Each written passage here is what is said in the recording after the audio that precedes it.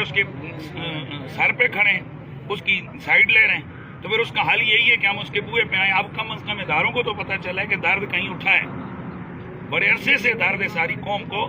اور آپ لوگ میڈیا سے تعلق رکھتے ہیں، آپ کو پتہ ہے کہ اس وقت پوری پاکستان کی قوم کیا انٹرنیشنلی جہاں اردو بولی سمجھی جاتی ہے ان کی آواز ہے کہ مناظرہ ہونا چاہیے، اور ہم مناظرہ انہیں کہیں کریں گے. مرزا صاحب کے میرے جو ذرائع ہیں کہ 40-50 ہزار یوٹیوب چینل ان کے گرد و نواح میں چاہ رہے ہیں، ان کی اکیڈمی سے مانیٹر ہو رہے ہیں، تو ماہانہ ڈیفینیٹلی کروڑوں روپے آمدن بھی ہے.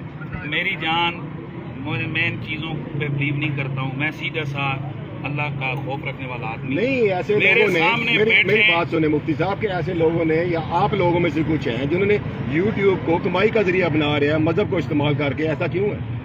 جنہوں نے بنایا ہوا ہے، یہ جو بنا رہے ہیں آپ ان سے پوچھیں. ہماری کوئی نہ اس پہ کوئی پیسے ہیں اور نہ ہی ہم کوئی ہمارا اس کے ذریعے سے آمدن چل رہی ہے.